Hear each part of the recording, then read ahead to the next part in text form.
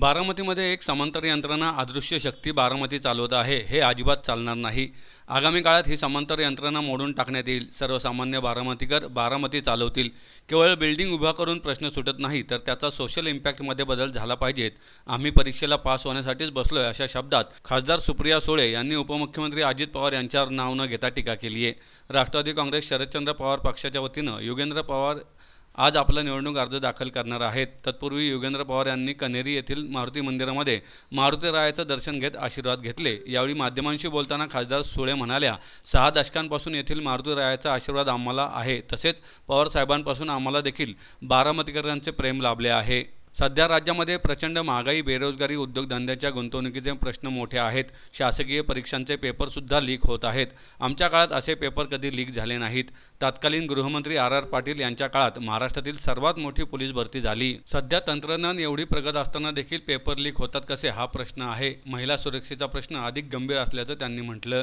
तुम्ही कुठेही गेला तरी आदरणीय पवार साहेबांची बारामती म्हणून ओळखली जाते. हे लोक कुठेही गेले की मला सांगतात, ताई आम्ही गेलो, आम्ही म्हणलं आप ते विचारलं आप कहाँ के है, तर ते म्हणले हम बारामती से. अरे शरद पवार जी की बारामती. त्यामुळे हे अटूट प्रेमाचं, विश्वासाचं घट्ट नातं आहे. ताई एरवी बारामती हिरवी दिसायची शेतकऱ्यांची, पण आता पिंक दिसायला लागली. ते नाही मला माहिती. मला हे छान चांगला पाऊस पडला, माझ्या पांडुरंगाची छान हिरवं इथून मला सगळं दिसतंय. बघा तुम्ही, झाडं किती सुंदर दिसत आहेत. नाही, मला असं वाटतं ह्याची चर्चा आम्ही अनेक वेळा, मीही अनेक वर्ष बारामतीच्या मायबाप जनतेच्या आशीर्वादाने इथे लोकप्रतिनिधी म्हणून काम करायची संधी मला मिळाली. आज महागाई, बेरोजगारी आणि भ्रष्टाचार प्रचंड वाढलेला आहे. आज तुम्ही सगळे घरी जाऊन विचारा तेलाचा भाव काय. त्यामुळे प्रचंड महागाई या सरकारमध्ये झालेली आहे.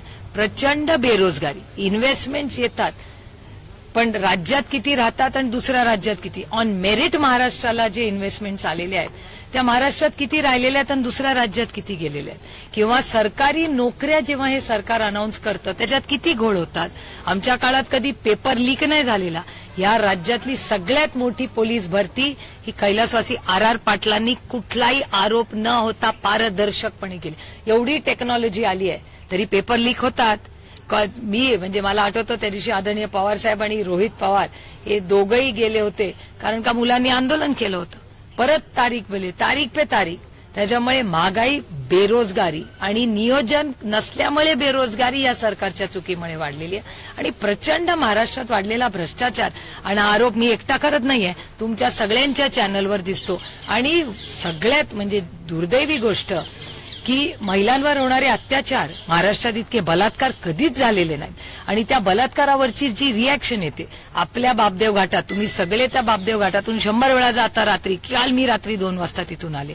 कधीच मनात भीती वाटलेली नाही. पण सामूहिक बलात्कार तुमच्या आणि माझ्या बापदेव घाटात होतो, हे किती दुर्दैवी. आणि त्याच्यानंतर 15 दिवस ठाण पत्ता लागला नव्हता की कोणी केलंय. काय करते पोलीस यंत्रणा, होम मिनिस्ट्री काय करते. महिलाचं इथे आपल्या बारामती चौकामध्ये मारामारीचे व्हिडिओ हे मी नाही काढलेले, तुमच्या चॅनलवर तुम्हीच चालवलेत. ड्रग्ज पुणे जिल्ह्यात वाढलेत. ट्रॅफिकचं तर काही विचारूच नका काय परिस्थिती आहे. थोडासा पाऊस पडलं की तुंबई होते सगळीकडे. आणि इथे बारामतीत 3-4 पहिलं काम निवडून आल्यावर मी एक तर ह्याला सांगेन, बारामतीचं करायचं म्हणजे बारामतीचा जो कॅनॉल आहे ना, तिथे पहिलं रेलिंग लावून घ्यायचं. कारण का त्या canal is so accident prone. तिथे कोणीही पडलं तर काय होईल. अस्तरीकरणाचा अतिशय गंभीर विषय आहे, ते करायला लागेल. आणि सोशल इम्पॅक्ट मध्ये बदल झाला पाहिजे. नुसती बिल्डिंग बांधून प्रश्न सुटत नाही. त्या व्यक्तीत एक तर सगळी कामं पारदर्शकपणे चालली आहे, एक वेगळी पॅरलल अदृश्य शक्ती ही बारामती नाही चालवणार. सर्वसामान्य मायबाप जनतेचा मान सन्मान होईल आणि लोक बारामती चालवतील. ही काय अदृश्य शक्ती असते जी पॅरलल यंत्रणा चालते ना, हीच मोडून काढण्याची वेळ आलेली.